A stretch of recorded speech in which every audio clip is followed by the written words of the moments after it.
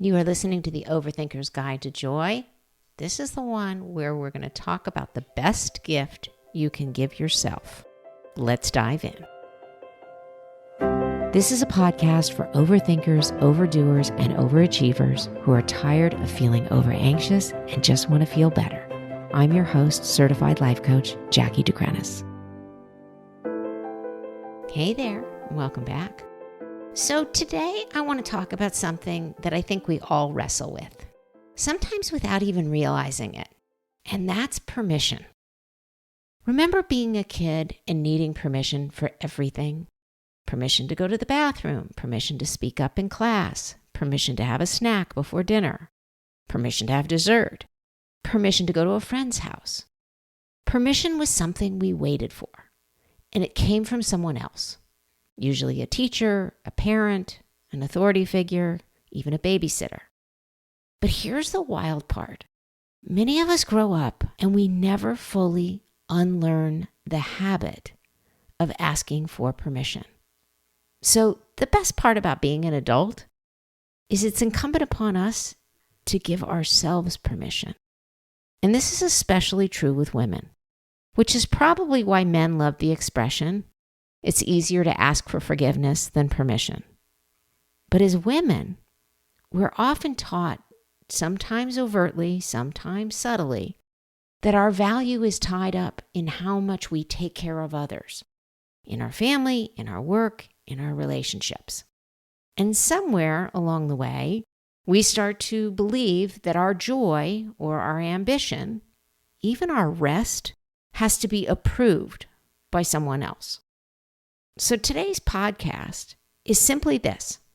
It's the reminder that you do not need permission to shine.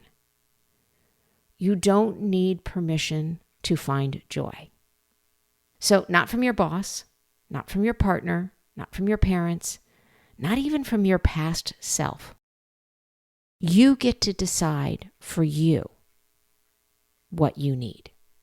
So many women come to me because they just don't feel capable of giving themselves permission, because they're carrying around this invisible belief that their wants or needs have to be justified, that somehow it's selfish to pursue joy or success on their own terms. And let me be clear, this isn't just a mom thing or a married thing or a corporate ladder thing. I've seen this show up in women of all ages and in all walks of life because it's a pattern. It's kind of a patriarchal, people-pleasing, deeply embedded pattern that tells us be small, stay small, be agreeable, don't ask for too much. And that message, it just robs us of our joy because it dims our light and it keeps us stuck waiting for a green light that never really comes. In a weird way, it's kind of like our own self-imposed glass ceiling. Now, here's where coaching comes in. When someone hires me as a coach, they're not looking for me to give them permission. They're looking to remember how to give it to themselves, to reawaken their own agency, to realize, I'm an adult. I get to choose. I get to take care of myself without guilt or apology. And yes, sometimes it helps to have someone in your corner who says, you're not crazy, you're not selfish, you're allowed. You deserve this. But my job is never to grant permission. Although I do that, my job is to help you remember you already have it within inside you. So let me just give you a few places where this often shows up in people's lives. Well, predominantly in relationships. People think, I don't want to take that trip because what if my partner or my family or my work needs me? And if I do this, someone will be disappointed or someone will be burdened by my absence. Now, in business, we often think, I don't know if I'm ready to charge that much, or I don't know if I'm ready for that promotion, or I don't know if I can ask to be promoted. And in self-care, it shows up with, it feels selfish to rest, or it feels selfish to take time to myself, to practice self-care. So we keep pushing through. We keep pushing through that fatigue. We keep pushing through that need because we don't either think we've earned it or we're afraid that somebody will be disappointed in us for taking that time. Now, each one is a version of, I'm waiting for someone else to tell me it's okay to choose myself. Now, if any of that sounds familiar to you, whether that's in business, in your relationships, in your self-care, I want you to ask yourself this question. Who am I waiting for? Whose permission am I trying to get? And what if instead of waiting, you just gave it to yourself? What if you wrote your own permission slip? Something like, I give myself permission to say no without guilt. I give myself permission to prioritize my own joy. I give myself permission to take up space. I give myself permission to shine. And yes, it really might feel uncomfortable. And yes, it might ruffle some feathers. Some people might be inconvenienced. Some people might think that you're asking for too much. And you know what? It's okay that they're uncomfortable. And it's okay that you're uncomfortable at first, because the more you practice this, the easier it gets. It's just a feeling that's new. But when you practice it, it'll stop being new. And then people will get used to you stepping into your light, asking for what you need, and taking what you need, whether that's time, rest, vacations, etc.